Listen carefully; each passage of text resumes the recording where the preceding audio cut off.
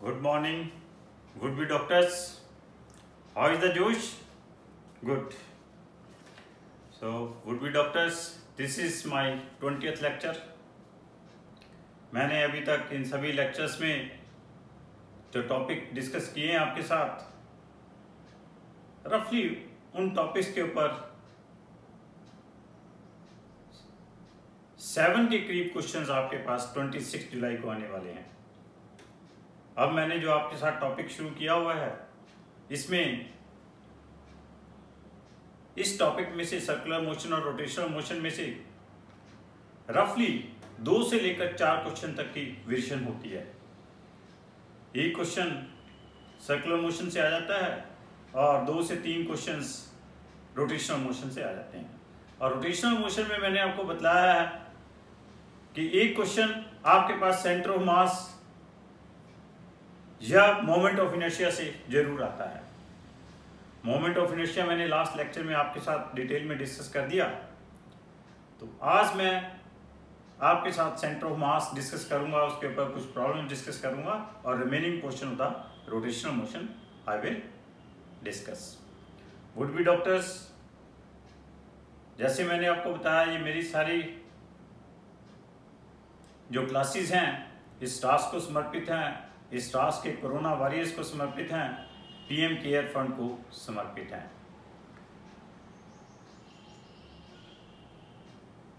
Would be doctors, जैसा कल हमारे चाइना बॉर्डर पर हमारे कुछ सैनिक, एक ऑफिसर भी शहीद हुए हैं, तो उससे हमारे दिल के ऊपर एक ठेस पहुंची है। तो आज सबसे पहले हम उन सैनिकों की आत्मा सदा अमर रहे और उनके परिवार वालों को ये इतना बड़ा जो दुख हुआ है, परम पिता परमेश्वर उस दुख को झेलने के लिए उनको पूरी हिम्मत दे। इसके लिए हम सबसे पहले 20 सेकंड का मौन व्रत रखेंगे।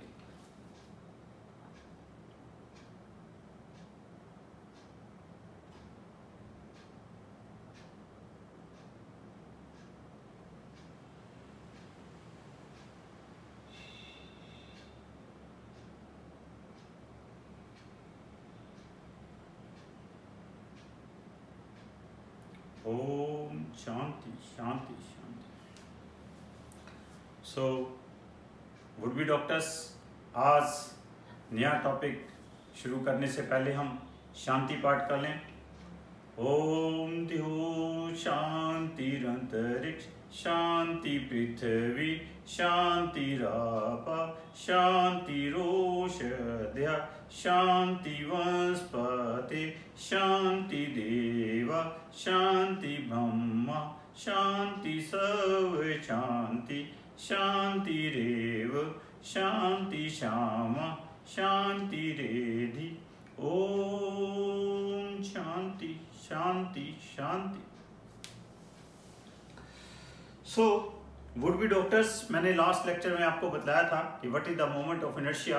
Moment of inertia is nothing, it is simply A quantity which opposes the rotational motion and it is defined as the sum of the products of the masses and square of the perpendicular distances from the axis of rotation। तो मैंने आपको सभी 3-4 problems भी करवा दी कि कैसे आपने किसी भी सिस्टम का मोमेंट ऑफ इनर्शिया निकालना है। तो मोमेंट ऑफ इनर्शिया निकालना है तो आपको क्या करना है, जितने भी उस सिस्टम के जितने भी पार्टिकल्स हैं उन सभी के मासेस का एक्सिस ऑफ रोटेशन से परपेंडिकुलर डिस्टेंस देख लीजिए और sum product of the mass and their perpendicular distance square, sum of the products of their masses and their perpendicular distance square, वो क्या आ जाएगा आपके पास मोमेंट ऑफ इनर्शिया कैलकुलेट हो जाएगा।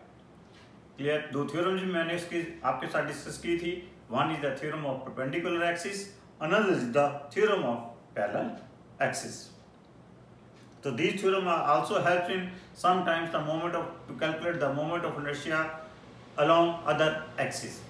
और फिर मैंने आपको सभी जितनी भी हमारे पास पॉसिबिलिटीज हैं रिंग की, डिस्क की, solid sphere, hollow sphere, solid hollow sphere, solid cylinder, hollow cylinder, thin rod, इन सभी की मोमेंट ऑफ इनर्शिया मैंने आपके साथ डिस्कस कर दिए थे। So what is the centre of mass? Simple, centre of मास आपके पास देखो, आपके पास जब कभी भी किसी रिजिड बॉडी के ऊपर आप फोर्स अप्लाई कर रहे हो तो वो फोर्स क्या करती है, डिफरेंट पार्टिकल्स के ऊपर टोटल फोर्स एक्ट करती है। तो उस फोर्स का टोटल इफेक्ट क्या होता है, हम कहाँ पे लेते हैं टोटल इफेक्ट, कि जब वो फोर्स कितना उसका टोटल इफेक्ट, जहां पे उस बॉडी का टोटल मास कंसंट्रेटेड है वहां पे उसका कितना इफेक्ट है, उस पॉइंट को हम क्या लेते हैं, that is called centre of mass, और it is defined at it is the point where whole mass of the body is suppose to be concentrated. तो वुड बी डॉक्टर्स, एक मैथमेटिकल प्रॉब्लम है कि हमने आपके पास के कोई भी सिस्टम का सेंटर ऑफ मास आपने कैलकुलेट कैसे करना है। तो हाउ इट इज कैलकुलेटेड, क्या कहते हैं, it is equal to the ratio of the sum of the products of their masses and their respective position vector to the total mass of the rigid body. Means आपके पास एक ये rigid body है and it consist of different particles m1, m2 dash dash, these are the different particles mn, और इसके ये क्या हैं, आपके पास ये डिस्टेंसेस हैं r1, r2 dash dash, these are the different distances rn। तो सेंटर ऑफ मास कहां पे लाई करेगा, this is the centre of mass. The centre of mass, ये मींस ये आपके पास कोई ओरिजिन है, ओरिजिन से हमारे पास ये, आपको इसको ऐसे, इसकी ऐसे बजाय you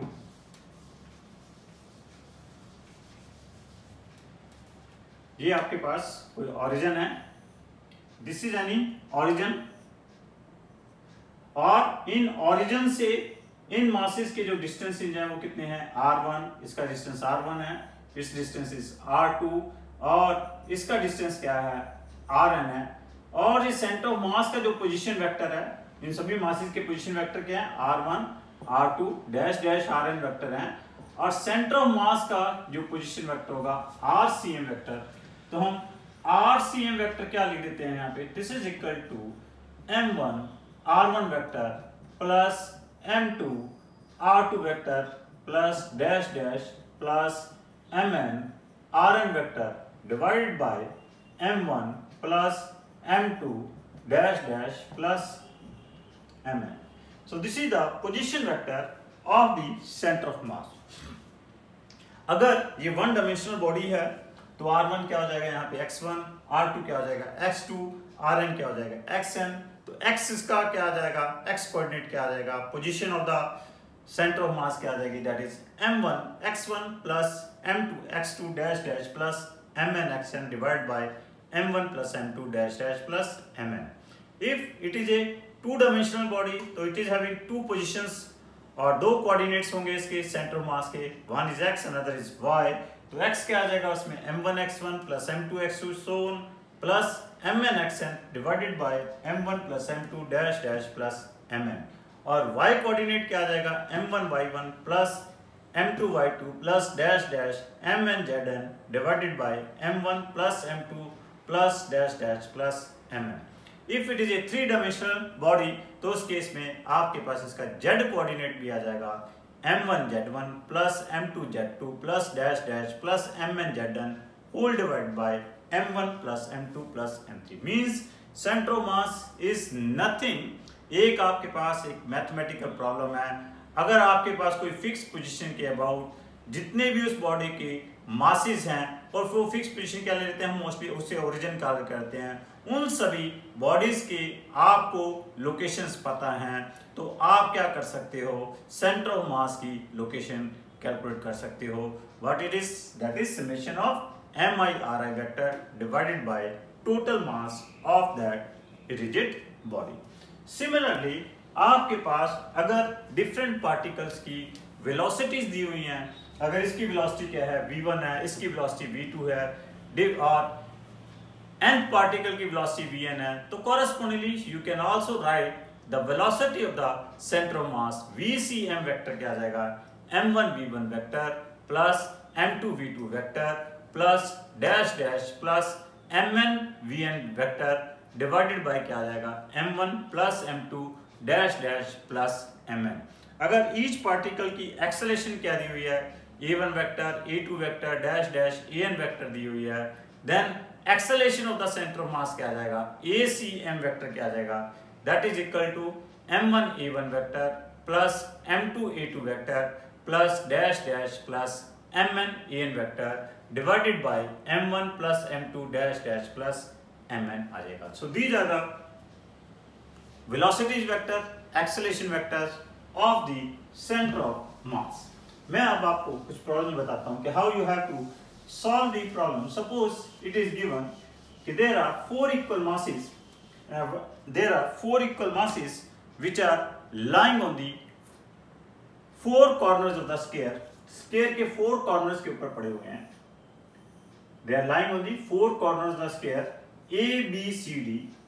Each side of the sphere is L unit। Each side of the sphere is L unit। कहता है calculate the center of mass of this system by considering lower left corner as the origin। आपके पास these are the four equal masses small m small m small m are lying on the four corners of the sphere A, B, C, D। Each side of the sphere कितनी है L unit है। आपने इस system का centre of mass consider करना है, calculate करना है by considering the lower left corner of the origin. आपने इसको ओरिजिन मान के इस सिस्टम का सेंटर ऑफ मास निकालना है। अब देखिए it is a two dimensional body, two dimensional system.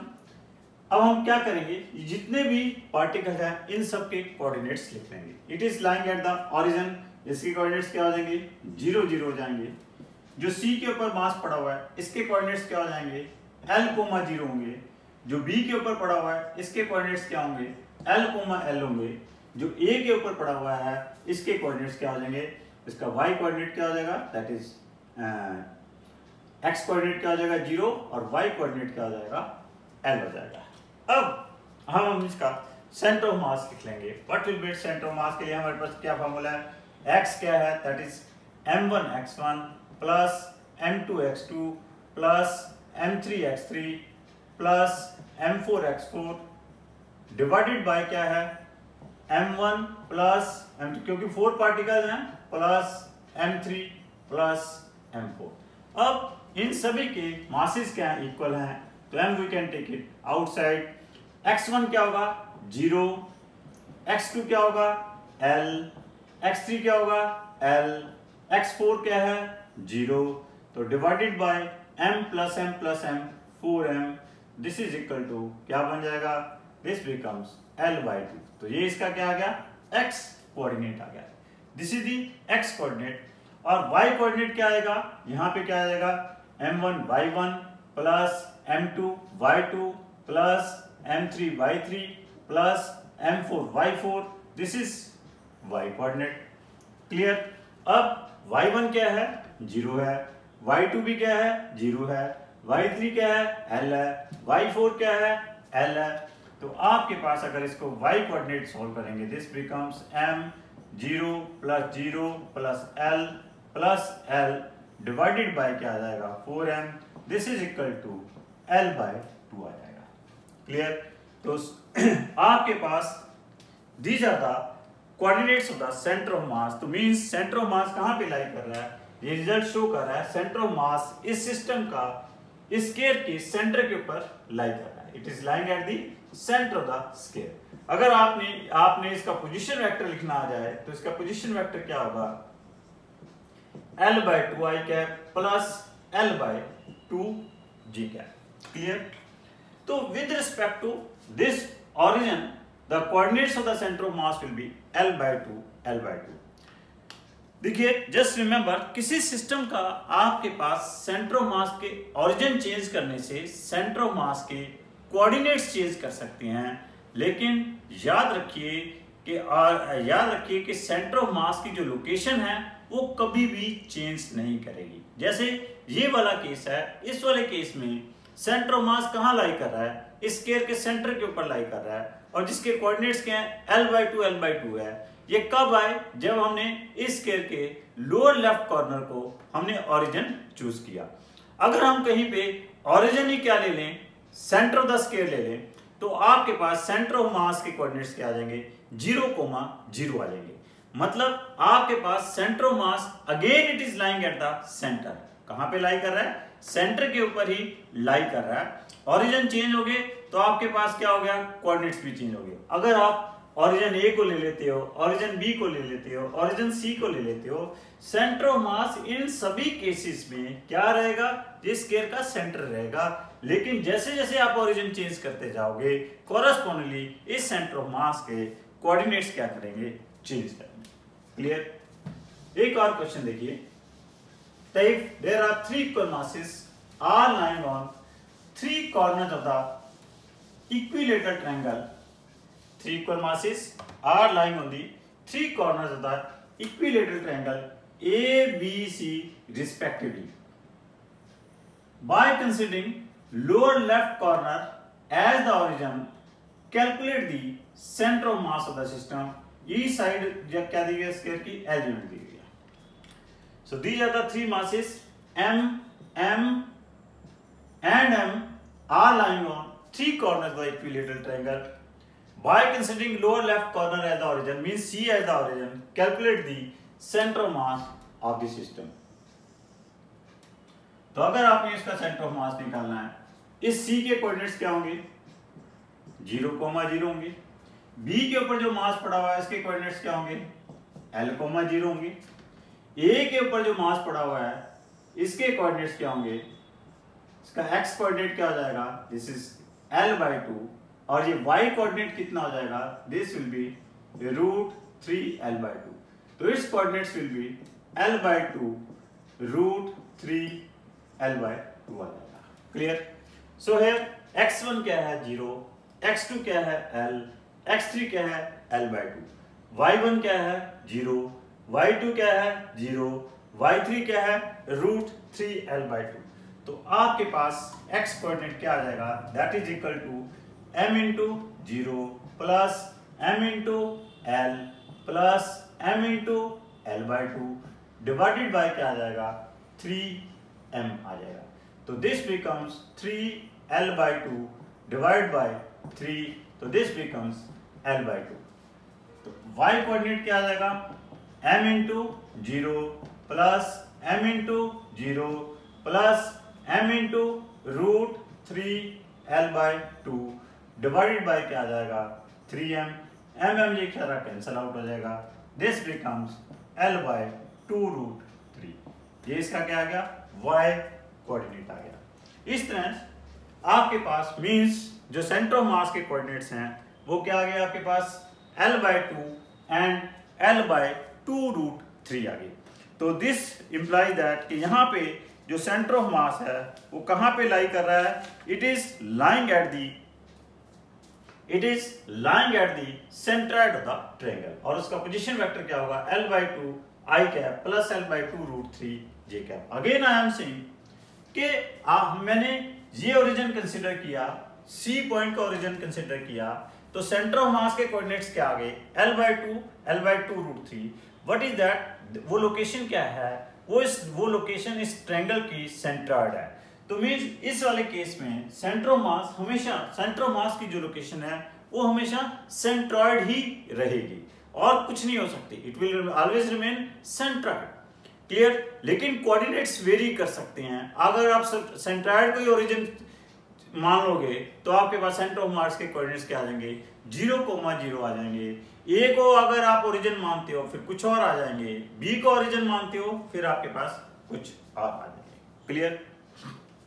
और देखिए there is a molecule HCl molecule है आपके पास, calculate the centre of mass of HCl molecule if the distance between the H and Cl is 1 angstrom। H और Cl के बीच में distance कितना दिया हुआ है 1 angstrom दिया हुआ है और आपने इस HCl मॉलिक्यूल का क्या निकालना है, सेंटर ऑफ मास निकालना है।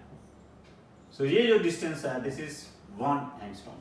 अब मैं इसका सेंटर ऑफ मास निकालता हूं, सपोज मैं H को ही ओरिजिन मान लेता हूं, तो इसके कोऑर्डिनेट्स क्या हैं 0 0। Cl के कोऑर्डिनेट्स क्या हो जाएंगे, दैट विल बी 1, 0 हो जाएंगे। तो इसका y कोऑर्डिनेट तो क्या होगा 0 होगा, सिंपल x आ जाएगा, क्या आ जाएगा mass of H into 0 plus mass of Cl into 1 divide by mass of H plus mass of Cl. Mass of Cl will take 35.5 divided by mass of H क्या है, that is 136.5 angstrom. तो ये आपके पास क्या आ गई, this is the position of the center of mass of this HCl molecule. और ये result लाई करता है, ये यहाँ पे कहीं पे लाई करेगा, this is at 35.5 divided by 36.5 angstrom, और यहां से इसका डिस्टेंस क्या हो जाएगा, दिस इज द डिस्टेंस कहां से है H से, और Cl से इसका डिस्टेंस क्या हो जाएगा 1/36.5 एंगस्ट्रॉम हो जाएगा। क्लियर। तो मींस आपके पास ये एक रिजल्ट इंप्लाई करता है कि सेंटर ऑफ मास की जो पोजीशन है it always lies near to the heavier particle. हमेशा ये सेंटर ऑफ मास किसके नजदीक लाई करता है, हैवियर पार्टिकल के नजदीक लाई करता है। क्लियर। तो इस तरह आपके पास जैसे HCl का पूछा है, कार्बन मोनोऑक्साइड का पूछा जा सकता है, किसी भी मॉलिक्यूल का आपके पास सेंटर ऑफ मास पूछा जा सकता है। तो अगर आपने नहीं मेंशन किया हुआ कि आपने ओरिजिन क्या लेना है, आप अपने आप चूज कर सकते हो, तो आपको लोकेशन पता चल जाएगी, you can say this is the location. अगर मल्टीपल चॉइस क्वेश्चन आपके पास आया था कि the distance of the centre of mass of this molecule from hydrogen is, you will say it will be 35.5 divided by 36.5। if it is asked the distance of this center of mass from chlorine molecule will be, you will again in that case you will say it will be 1/36.5 angstrom। clear। तो means centre of मास लाई यहां पे करेगा, coordinates इसके कुछ भी हो सकते हैं, वो डिपेंड करेगा आपने H को ओरिजिन कंसीडर किया है या Cl को ओरिजिन कंसीडर किया है। नेक्स्ट क्वेश्चन देखिए, कहता है डिस्क है, a disc of radius small r is cut from the edge of another disk of radius capital R is greater than the small r, then calculate the center of mass of the, this is the expected question of NEET 2020 26 जुलाई को ये question पूछा जा सकता है, expected question है। आपके पास एक डिस्क है जिसका रेडियस कितना है कैपिटल R। एक चीज आपको, जितनी भी सर्कुलर बॉडीज हैं, ऑल सर्कुलर बॉडीज का सेंटर ऑफ मास कहां पे लाई करता है, सेंटर के ऊपर लाई करता है। All circular bodies are having the centre of mass at their centre. एक आपके पास डिस्क है और उसका रेडियस क्या दिया हुआ है, कैपिटल R दिया हुआ है। This is a disc of radius capital R। Clear. क्या कहा गया है, इस डिस्क में से एक स्मॉल डिस्क हमने कट कर ली, एक स्मॉल डिस्क कट की, कहां से, एज से। कहां से कट की, एज से कट की, जिसका रेडियस कितना है, स्मॉल r है। इसका रेडियस कितना है, स्मॉल r है। जब ये कट कर ली तो it is asked what is the centre of mass of the remaining portion. Remaining portion का सेंटर ऑफ मास क्या होगा। तो ऐसे क्वेश्चन को हमें कैसे डील करना है, जब हम किसी में से एक चीज हम कट कर लें, रिमेनिंग का हमने सेंटर ऑफ मास निकालना है, तो how will deal such type of problems. तो here we will use the result x is equal to क्या यूज करेंगे, m1x1 minus m2x2 divided by क्या करेंगे, m1 minus m2। But here will you use m1x1 minus m2x2 divided by m1 minus m2। ये result हम use करेंगे। अब इसमें क्या है, m1 क्या है, m1 is the original body. m1 क्या है, यहाँ पे ओरिजिनल बॉडी है। m2 क्या है, वो बॉडी है जिसका हमने मास कट किया है। m1 is the original body, m2 is the body जो हमने बीच में से कट किया है। x1 और x2 क्या है, इनके सेंटर ऑफ मास के कोऑर्डिनेट्स हैं। अब आपके पास ये डिस्क है, डिस्क का सेंटर ऑफ मास ये सपोज कर लेते हैं, हम ओरिजिन ले लेते हैं, दिस इज द ओरिजिन, तो इसके कोऑर्डिनेट्स क्या होंगे 0 0। ये आपके पास टोटल क्या है, m1 है, ये जो आपने कट किया ये क्या है, m2 है। अब ये जो कट किया है that is also circular disc, इसका सेंटर ऑफ मास भी कहां लाई करेगा, इसके सेंटर के ऊपर लाई करेगा, लेकिन इसके कोऑर्डिनेट्स 0 0 नहीं होंगे क्योंकि ओरिजिन तो आप एक ही चूज कर सकते हैं ना। तो ओरिजिन आपके पास क्या है, ये है। तो इस ओरिजिन के विद रिस्पेक्ट टू जो ये आपने M2 कट किया है इसका डिस्टेंस यहां से क्या होगा, ये देखो ये सारा डिस्टेंस क्या है, कैपिटल आर है, ये कितना है, स्मॉल आर है। तो आपके पास ये डिस्टेंस क्या हो जाएगा, capital R minus small r हो जाएगा। सो हियर M1 को हम क्या लिख सकते हैं, M1 can be written as, let it be M, M2 क्या होगा, that will be equal to M upon pi capital R square into pi small r square. M2 कैसे निकाल लिया कि हमने जो ओरिजिनल डिस्क है उसके पाई आर स्क्वायर का मास कितना है, वैसे तो वॉल्यूम के साथ करेंगे, थिकनेस तो क्या होगी, दोनों की सेम होगी। पाई आर स्क्वायर का मास कितना है, स्मॉल m, तो पाई स्मॉल आर स्क्वायर का मास कितना होगा, यूनिटरी मेथड से हमने M2 निकाल लिया। x1 क्या है यहाँ पे 0, x2 क्या है r माइनस r, तो आपके पास x क्या आ जाएगा m into 0 minus m upon pi capital R square into pi small r square divided by क्या आ जाएगा m minus m upon pi capital R square into pi small r square. This will be cancel out, ये m सारा cancel out हो जाएगा, ये पाई पाई भी सारा कैंसल आउट हो जाएगा, minus small r square upon capital R square divided by क्या आ जाएगा 1 minus here also we have x2 की वैल्यू भी आपने रखनी है, m1 is this is m2, x2 की वैल्यू क्या होगी यहाँ पे capital R minus small r, ये भी आपने रखना है। तो क्या आ जाएगा small r square upon capital R square into capital R minus small r 1 minus small r square upon capital R square. अगर आप इसको सारे को सॉल्व करोगे this become small r square upon capital R plus small r आ जाएगा। कैसे, ये capital R square LCM लोगे तो कैपिटल आर स्क्वायर इस कैपिटल आर स्क्वायर से कैंसिल आउट हो जाएगा, this capital R square minus small r square can be written as capital R into capital R plus small r into capital R minus small r, वो इससे cancel out हो जाएगा। तो this becomes small r square upon capital R plus small r. So this is the, साथ में यहाँ पे minus sign भी है, माइनस साइन की इंपॉर्टेंस है, ये मत सोचना कि माइनस साइन कुछ भी नहीं है। माइनस साइन का मतलब है कि सेंटर ऑफ मास जो है ओरिजिन से कहीं लेफ्ट की तरफ शिफ्ट कर गया। Very very important of this importance of this minus sign, what this minus sign imply that कि here this centre of mass is shifted left of the origin, origin से ये left की तरफ आपके पास शिफ्ट कर गया है। क्लियर। अब ये क्वेश्चन ऐसे भी पूछा जा सकता है कि अगर आपके पास डायग्राम में दिया हो और ये कहा गया ऐसे डायग्राम दी हुई सेंटर ऑफ मास इसका यहां लाई कर रहा है, centre of mass sorry origin आपके पास कहां पे लाई कर रहा है, origin is lying at the one edge of the disc, यहां पे लाई कर रहा है। Origin is not considered as the centre of the disc, origin क्या कंसीडर कर दिया, ये कंसीडर कर लिया। अगर ऐसा आ जाए तो उस केस में क्या होगा, आपके पास इसके कोऑर्डिनेट्स 0 0 नहीं होंगे, इसके कोऑर्डिनेट्स क्या हो जाएंगे आपके पास r, 0 लेंगे, ठीक हो गया। और इसके कोऑर्डिनेट्स क्या हो जाएंगे, this is r minus small r, this is capital R, तो this coordinates becomes 2r minus small r बन जाएगा। क्या बन जाएगा, x1 क्या बन जाएगा यहाँ पे कैपिटल R और x2 क्या बन जाएगा 2r माइनस स्मॉल r बन जाएगा। क्लियर। तो आप क्या कर सकते हो, m1 और m2 की वही वैल्यू आएगी, x1 की वैल्यू क्या लोगे यहाँ पे कैपिटल R, x2 की वैल्यू क्या लोगे twice of capital R minus small r, तो आपके पास क्या आ जाएगा सेंटर ऑफ मास के कोऑर्डिनेट्स आ जाएंगे। ठीक हो गया।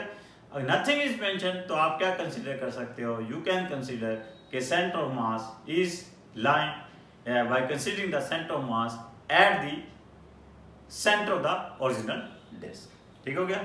Negative sign is also here very important. Clear? Now question पूछा जा सकता है कि there is a letter L, एक आपके पास लेटर L है, लेटर L का आपके पास डायग्राम दी हो सकती है, लेटर L का सेंटर ऑफ मास कैलकुलेट करना आ सकता है, ये डायग्राम दी हो सकती है। This is the diagram, this is a letter L, इसका आपने सेंटर ऑफ मास निकालना है। और क्या दिया हुआ है आपके पास, इसकी जो लेंथ है वो क्या दी हुई है 10 सेंटीमीटर दी हुई है। दिस इज गिवन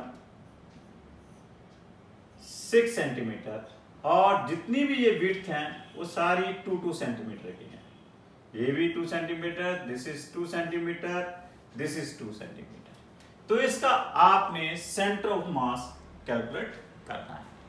तो हाउ यू विल कैलकुलेट दी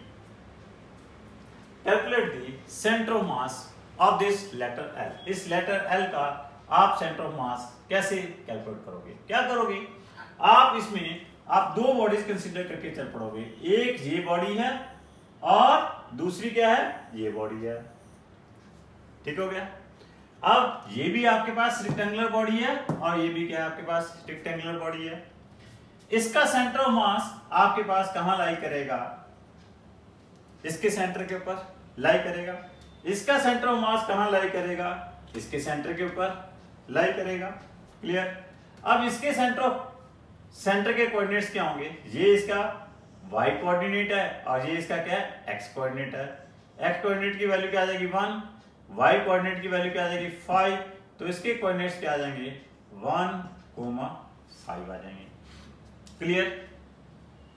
और इसके कोऑर्डिनेट्स क्या होंगे, दिस इज 2, ये सेंटर, ये आपके पास डिस्टेंस कितना है, दिस डिस्टेंस इज, ये आपके पास 2 है, ये सारा 4 है, तो ये आपके पास क्या रह जाएगा, दिस डिस्टेंस विल बी 2। ठीक हो गया। तो इसका x कोऑर्डिनेट क्या हो जाएगा, ओरिजिन हमारे पास ये है, दिस इज द ओरिजिन, तो आपके पास इसका x कोऑर्डिनेट क्या आ जाएगा 2 + 2 that will B 4। Clear. y coordinate ये आएगा, y कोऑर्डिनेट दिस इज 2 का हाफ दैट इज 1, तो इसके कोऑर्डिनेट्स क्या आ जाएंगे 4, 1। तो आपके पास दो बॉडीज बन गई, एक ये बॉडी बन गई और एक ये बॉडी बन गई। इस बॉडी के सेंटर ऑफ मास के कोऑर्डिनेट्स क्या आगे 1, 5, इसके कोऑर्डिनेट्स क्या आगे 4, 1। तो आपने अब सेंटर ऑफ मास के कोऑर्डिनेट्स निकालने हैं, तो कैसे निकालोगे, x = m1x1 + m2x2 divide by m1 + m2। x1 is 1, x2 is 4। What's about m1 और m2, जो इनके एरियाज होंगे वही आप क्या ले सकते हो, मासेज ले सकते हो, क्योंकि बाकी सब फैक्टर्स क्या सेम है, डेंसिटीज वगैरह सब सेम है, सेम मटेरियल की बनी हुई है। तो इसका एरिया कितना होगा 10 × 2 20, और इसका एरिया कितना होगा 4 × 2 8। तो m1 को क्या ले लोगे आप 20 यूनिट, m2 को क्या ले लोगे आप 8 यूनिट, x1 क्या आ गया 1, x2 क्या आ गया 4। तो सब्स्टिट्यूट कर दोगे कहां पे, x = m1x1 + m2x2 divide by m1 + m2। इसी तरह आप y कोऑर्डिनेट कैलकुलेट कर सकते हो, क्या आ जाएगा y1 क्या है 5, y2 क्या है 1, m1 क्या है 20, m2 कितना है 8। तो आप क्या कहां सब्स्टिट्यूट कर दोगे, y = m1/1 + m2/2 में डिवाइड बाय m1 + m2 में, वहां पे ये सब वैल्यू सब्स्टिट्यूट करोगे तो आपके पास y कोऑर्डिनेट आ जाएगा। Clear, no problem at all. Now ये मैंने आपको डिस्क्रीट बॉडीज के सेंटर ऑफ मास कैलकुलेट करने बताए थे। अगर आपके पास कोई कंटिन्यूअस बॉडी है, कंटिन्यूअस बॉडी का आपने सेंटर ऑफ मास निकालना है, फॉर एग्जांपल, तो आपके पास कंटिन्यूअस बॉडी का, जैसे आपके पास डिस्क्रीट बॉडी के सेंटर ऑफ मास के लिए क्या लिखा है मैंने, x = summation of mi xi divide by summation of mi।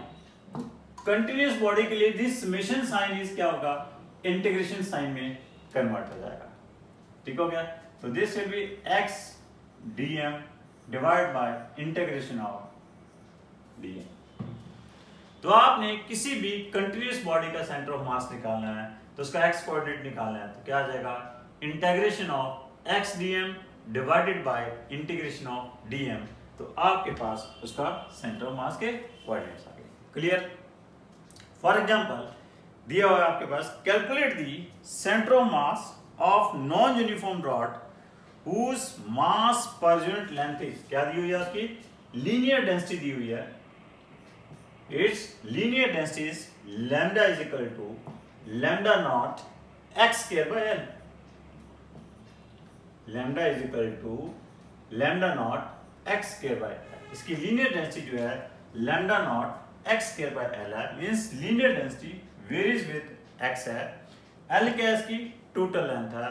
कहता है अगर इसकी टोटल लेंथ एल है तो इस आपके पास रॉड का सेंटर ऑफ मास क्या होगा, what will be the centre of mass of this rod. तो इस रॉड का सेंटर ऑफ मास निकालने कैसे निकालेंगे, विल यूज दिस फार्मूला, ये फार्मूला यूज कर लेंगे। दिस इज ए रॉड, ये रॉड है आपके पास। What is this here, this is DM.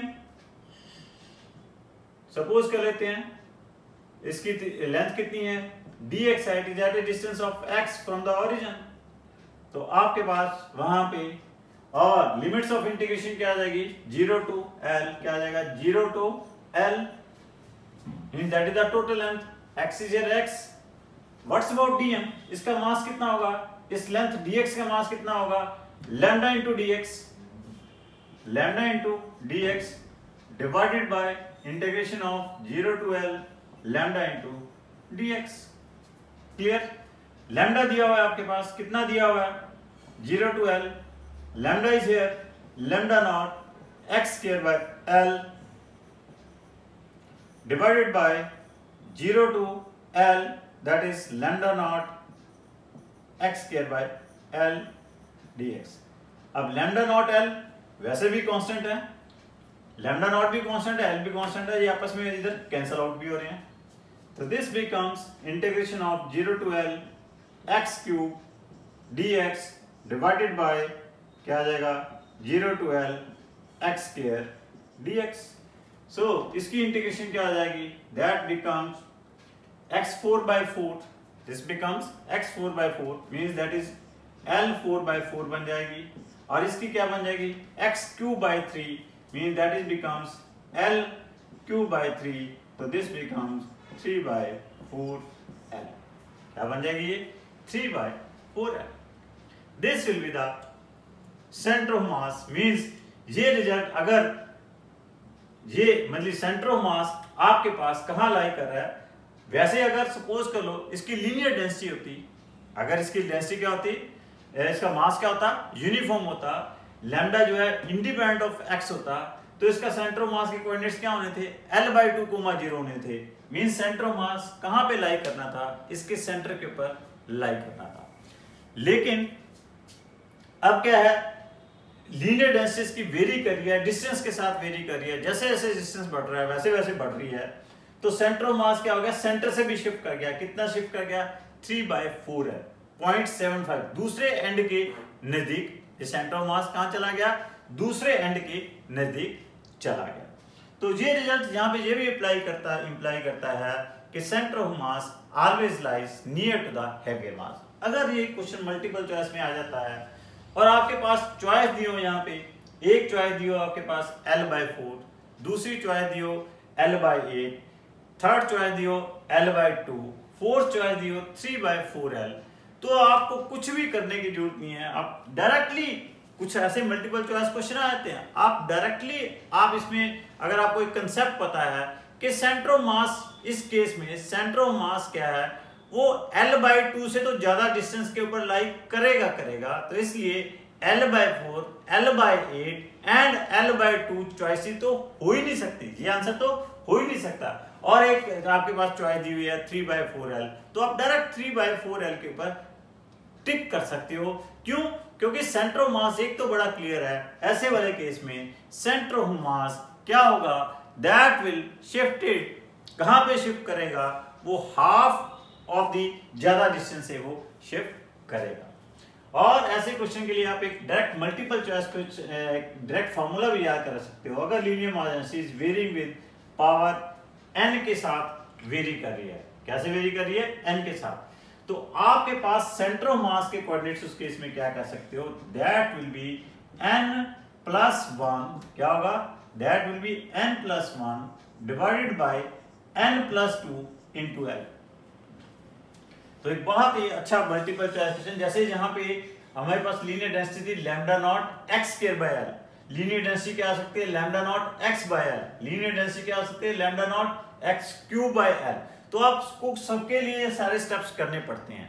तो मल्टीपल चॉइस क्वेश्चन के लिए आप डायरेक्ट फॉर्मूला भी याद रख सकते हो। अगर लीनियर डेंसिटी क्या है, डायरेक्टली प्रोपोर्शनल टू x की पावर n है, तो सेंटर ऑफ मास के कोऑर्डिनेट्स क्या होंगे, n+1 divided by n+2 into l।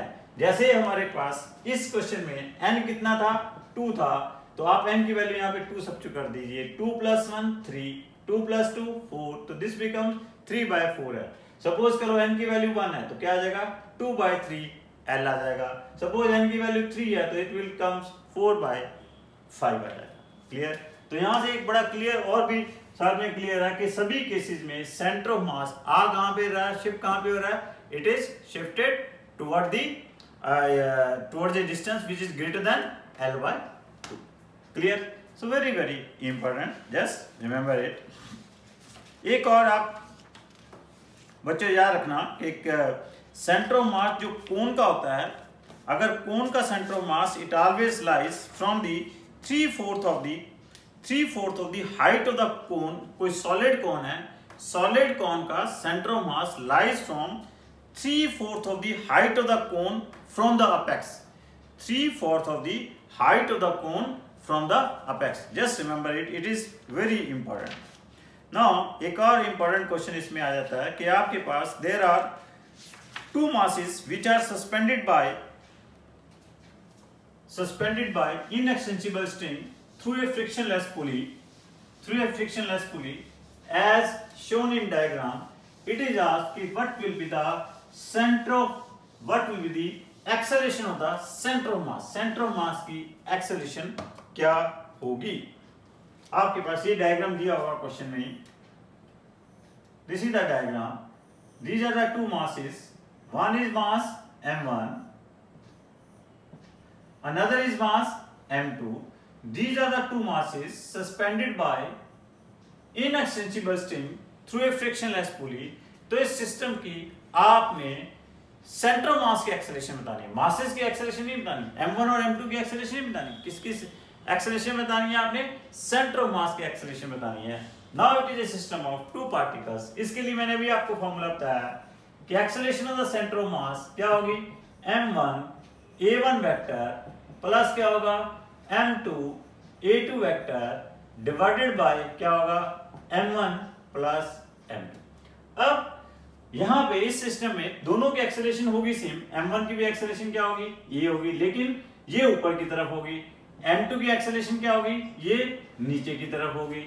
तो आपके पास acceleration of centre of mass क्या आ जाएगा, m1a प्लस क्या आ जाएगा, m2 इंटू माइनस ए आएगा। यहाँ पे क्या आएगा, यहाँ पे माइनस ए, क्योंकि उसकी एक्सेलरेशन की डायरेक्शन क्या है, नीचे की तरफ है। तो डिवाइडेड बाय क्या आ जाएगा, m1 प्लस m2 आ जाएगा। Now what will be the value of here a की वैल्यू आपको मैंने लास्ट लेक्चर में लॉज ऑफ मोशन जब हम डिस्कस कर रहे थे वहां पे बताई थी। क्या होती है एक्सेलरेशन की वैल्यू इस केस में, m2 minus m1 into g divided by m1 plus m2। तो आप a की वैल्यू यहाँ सब्स्टिट्यूट कर दीजिए। तो acceleration of centre of mass क्या आ जाएगा, m1 minus m2 divide by m1 plus m2 whole multiply by this m1, this is m2 minus m1, this is whole multiply by m2 minus m1 divided by m1 plus m2 into g.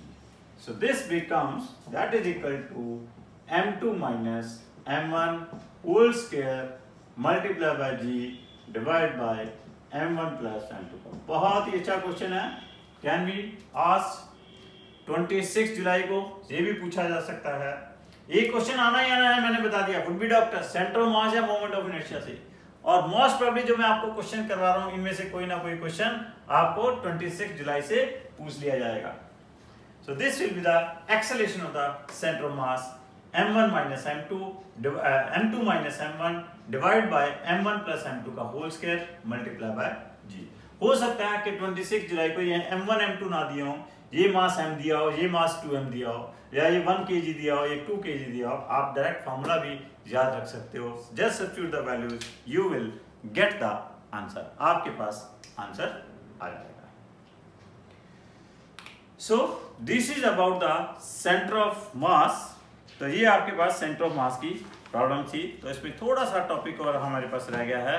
Next lecture में हम इसे वो उसकी theory भी आपके साथ discuss कर देंगे, और जितने भी आपके पास क्वेश्चंस हैं वो भी आपके साथ डिस्कस कर दिए जाएंगे।